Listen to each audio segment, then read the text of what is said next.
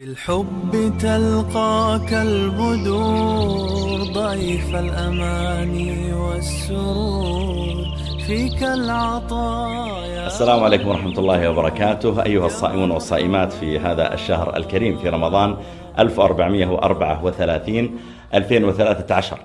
من أعظم مقاصد الصيام تحقيق التقوى. يقول الله جل وعلا: يا أيها الذين آمنوا نداء، وبالتالي ينبغي أن نلتفت إلى ما بعد هذا النداء سواء من أمر أو نهي.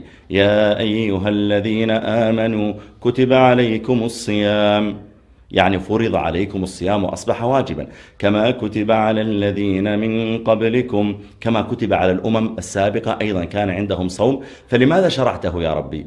لماذا أوجبت علينا الصيام وأوجبته على السابقين؟ لماذا؟ هل قال جل وعلا لعلكم تجوعون، لعلكم تعطشون، لعلكم بآلام الفقراء تحسون؟ هذه بلا شك هي حكم من حكم شرعية الصيام، لكن الحكمة الكبرى قال جل وعلا: لعلكم تتقون.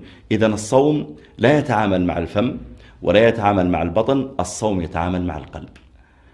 إذا صمت فخشع قلبك وانكسر ورق وأقبل إلى الله تعالى فقد حققت الغاية من الصوم. أما إذا صمت وبقي قلبك على ما كان عليه من غفلة وقسوة، إنما تأثر بطنك وفمك فما حققت الغاية من الصوم.